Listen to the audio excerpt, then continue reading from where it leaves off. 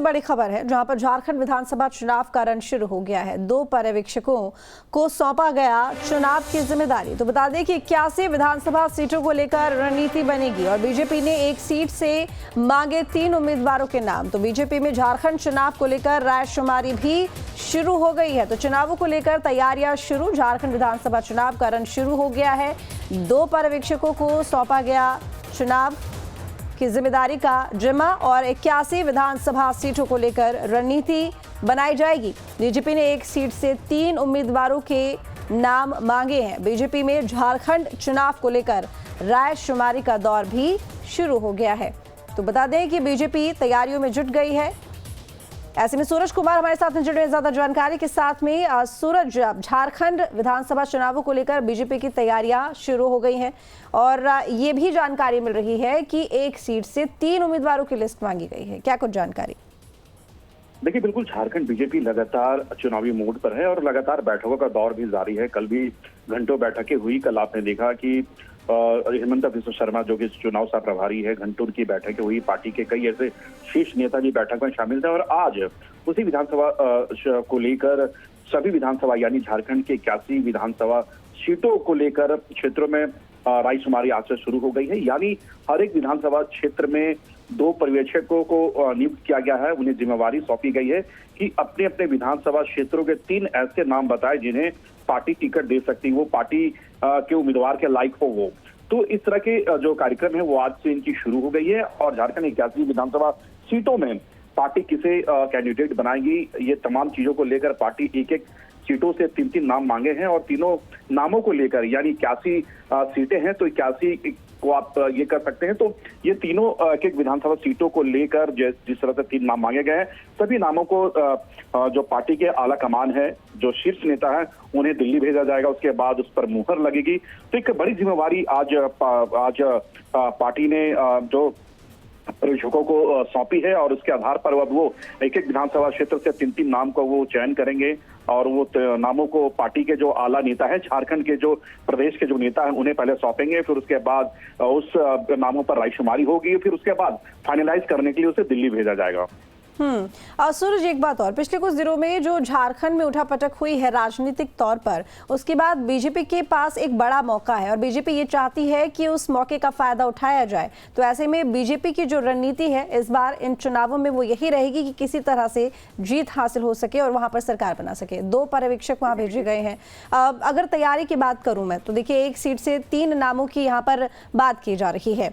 BJP की जो यहाँ पर फिलहाल स्थिति है वो किस तरह की दिखाई दे रही है, क्या उम्मीद है? देखिए, इस बार झारखंड बीजेपी हर हाल में सरकार बनाना चाहती है। आपने देखा कि जिस तरह से लोकसभा में जिस तरह से परफॉर्मेंस हुए हैं, उसे आला जो नेता है, जो आला कमान है, वो काफी नाराज है क्योंकि झारखंड के 14 लोकसभा सीटों पर बीजेपी चुनाव लड़ी थी, लेकिन एनडीए ने इस बार 9 सीटें लाई। यानी भारतीय जनता पार्टी के थैले में 8 सीटें आई और एक सहयोगी दल आजसू को 1 सीट मिले। तो यानी एनडीए की ओवरऑल जो परफॉर्मेंस है वो सही नहीं रही इस बार। यानी बीजेपी की सही परफॉर्मेंस नहीं रही क्योंकि 14 में से मात्र 8 सीटें बीजेपी ने हासिल की है। तो उसके बाद कहीं ना कहीं बीजेपी के नेताओं की को फटकार भी लगे हैं केंद्र नेतृत्व की तरफ से। इसके बाद 2 बड़े चेहरे को झारखंड विधानसभा चुनाव की जिम्मेवारी दी गई है। जैसे केंद्र कृषि मंत्री शिवराज सिंह चौहान, उन्हें विधानसभा चुनाव प्रभारी बनाया गया है। हेमंत बिस्वा शर्मा जो असम के सीएम है, उन्हें सह प्रभारी बनाया गया है। और लगातार ये सभी नेता लगातार झारखंड के दौरे पर आ रहे हैं, लगातार बैठक कर रहे हैं, लगातार जो शीर्ष नेता है उनके साथ 1-to-1 मीटिंग कर रहे हैं। बूथ स्तर से लेकर जिला स्तर तक ये पार्टी की जो लोग हैं उनके साथ वो डायरेक्ट संवाद कर रहे हैं कि हर हाल में इस बार झारखंड में एनडीए की सरकार बननी चाहिए और इसे लेकर पार्टी के जो नेता है झारखंड प्रदेश के, कई उन्हें जिम्मेवारियां भी दी गई है और लगातार बैठकों का दौर जारी है। और ये फीडबैक जो आला कमान है, जैसे अमित शाह हो गए या फिर प्रधानमंत्री नरेंद्र मोदी हो गए या फिर जेपी नड्डा हो गए, लगातार इन्हें झारखंड से फीडबैक भी दी जा रही है। और सबसे बड़ी बात है कि कुछ दिनों के बाद झारखंड में एक बड़ा कार्यक्रम होना है, उस कार्यक्रम को लेकर अमित शाह भी आ रहे हैं। तो कहीं ना कहीं पार्टी पूरी तरह से चुनावी मोड पर आ गई है और हर हाल में झारखंड में एनडीए सरकार बनाने को लेकर एड़ी चोटी एक कर दी है। चलिए ठीक है सूरज, बने रहिए हमारे साथ, आगे और भी खबरों पर अपडेट लेंगे आपसे। अच्छे से बड़ी खबर है जहां पर झारखंड विधानसभा चुनाव का रण शुरू हो गया है। 2 पर्यवेक्षकों को सौंपा गया चुनाव की जिम्मेदारी। तो बता दें कि 81 विधानसभा सीटों को लेकर रणनीति बनेगी और बीजेपी ने एक सीट से मांगे 3 उम्मीदवारों के नाम। तो बीजेपी में झारखंड चुनाव को लेकर रायशुमारी भी शुरू हो गई है। तो चुनावों को लेकर तैयारियां शुरू। झारखंड विधानसभा चुनाव का रण शुरू हो गया है।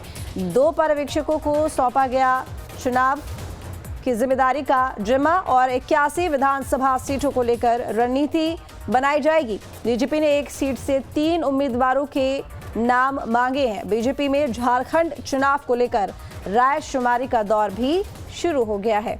तो बता दें कि बीजेपी तैयारियों में जुट गई है।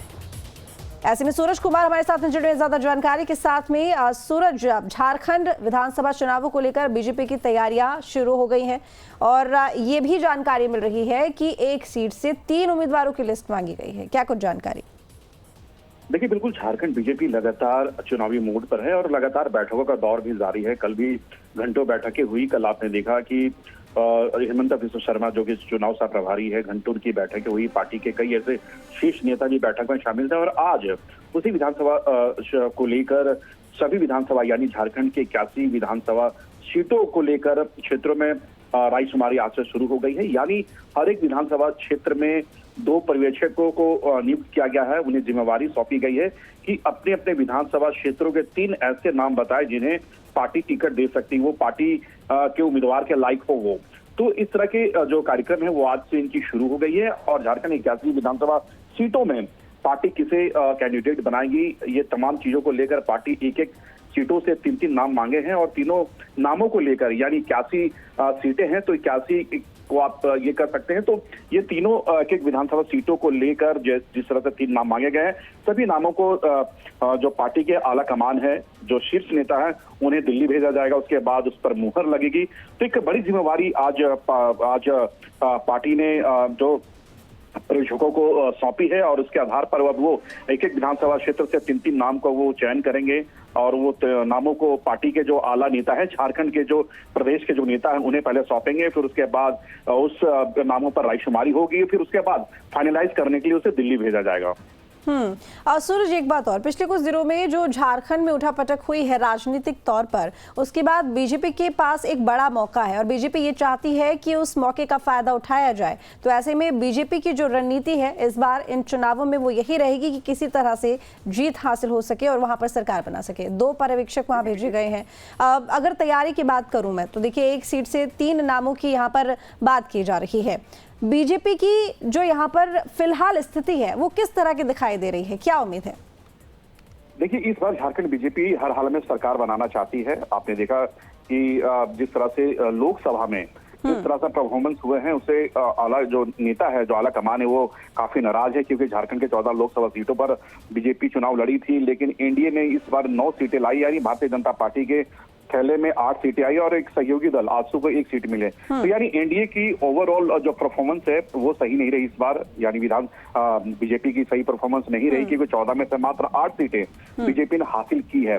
तो उसके बाद कहीं ना कहीं बीजेपी के नेताओं की को फटकार भी लगे हैं केंद्र नेतृत्व की तरफ से। इसके बाद 2 बड़े चेहरे को झारखंड विधानसभा चुनाव की जिम्मेवारी दी गई है। जैसे केंद्र कृषि मंत्री शिवराज सिंह चौहान, उन्हें विधानसभा चुनाव प्रभारी बनाया गया है। हेमंत बिस्वा शर्मा जो असम के सीएम है, उन्हें सह प्रभारी बनाया गया है। और लगातार ये सभी नेता लगातार झारखंड के दौरे पर आ रहे हैं, लगातार बैठक कर रहे हैं, लगातार जो शीर्ष नेता है उनके साथ 1-to-1 मीटिंग कर रहे हैं। बूथ स्तर से लेकर जिला स्तर तक ये पार्टी की जो लोग हैं उनके साथ वो डायरेक्ट संवाद कर रहे हैं कि हर हाल में इस बार झारखंड में एनडीए की सरकार बननी चाहिए और इसे लेकर पार्टी के जो नेता है झारखंड प्रदेश के कई उन्हें जिम्मेवारियां भी दी गई है और लगातार बैठकों का दौर जारी है। और ये फीडबैक जो आला कमान है, जैसे अमित शाह हो गए या फिर प्रधानमंत्री नरेंद्र मोदी हो गए या फिर जेपी नड्डा हो गए, लगातार इन्हें झारखंड से फीडबैक भी दी जा रही है। और सबसे बड़ी बात है कि कुछ दिनों के बाद झारखंड में एक बड़ा कार्यक्रम होना है, उस कार्यक्रम को लेकर अमित शाह भी आ रहे हैं। तो कहीं ना कहीं पार्टी पूरी तरह से चुनावी मोड पर आ गई है और हर हाल में